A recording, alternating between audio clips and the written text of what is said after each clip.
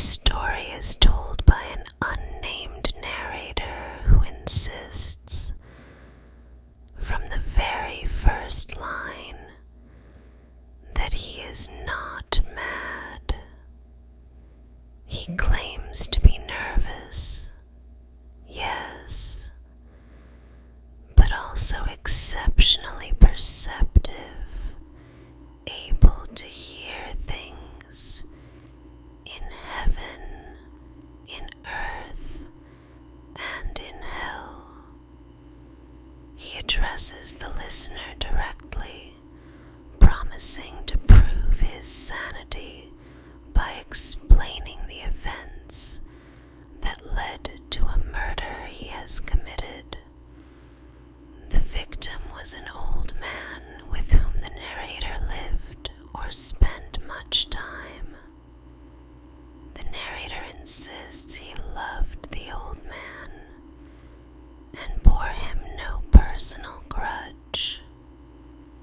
What drove him to murder was a single disturbing feature: the old man's pale blue eye, filmed over and resembling that of a vulture.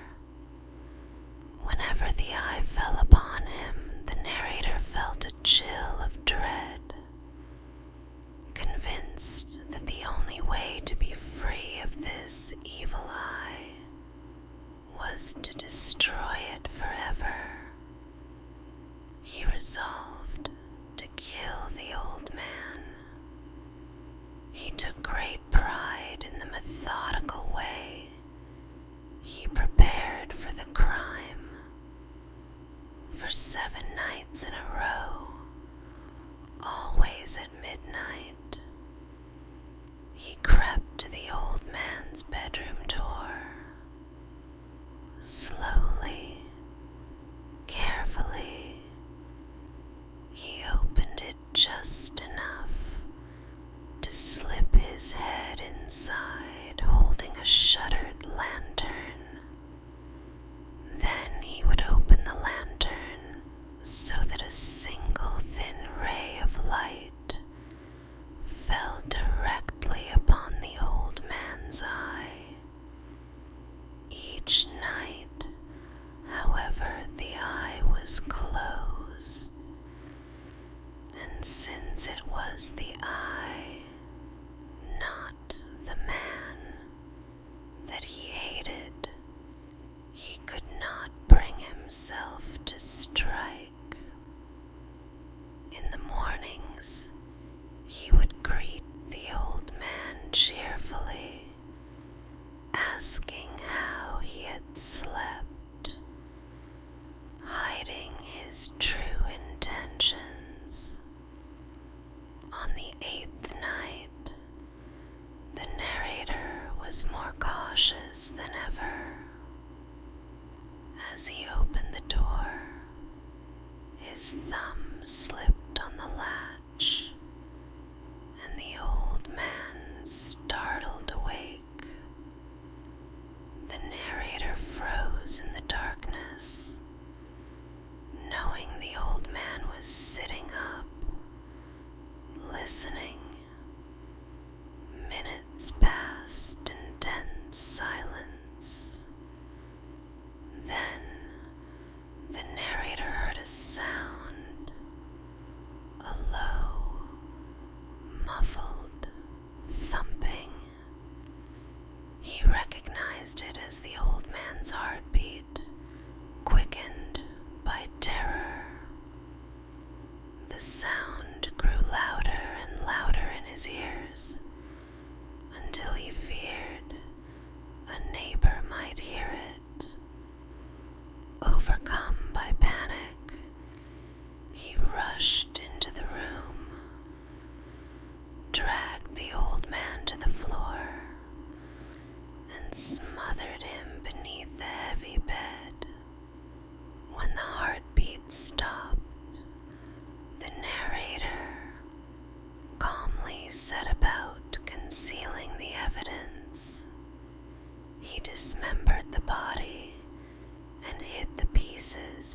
the floorboards of the bedroom, taking care to leave no blood stains.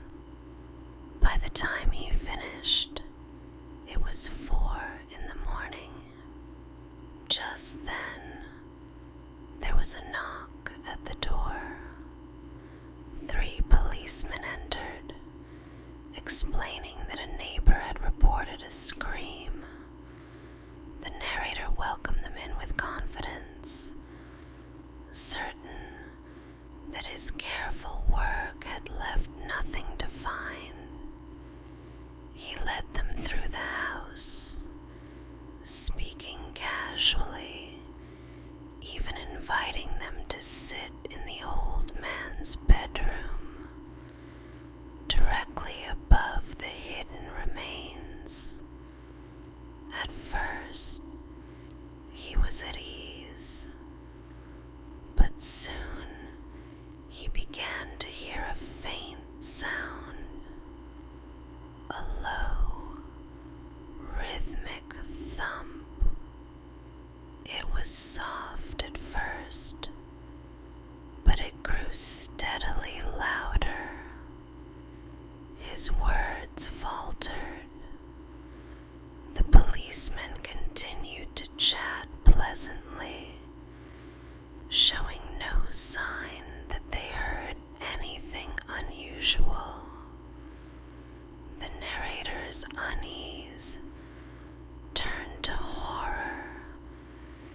He was certain they must hear it, the beating of the old man's heart, and that they were mocking him by pretending not to notice.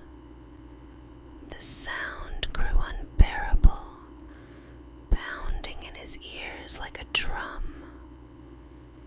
In a frenzy, he leapt up, shouting his confession and begging them to tear up the floorboards. Here, it is the beating of his hideous heart.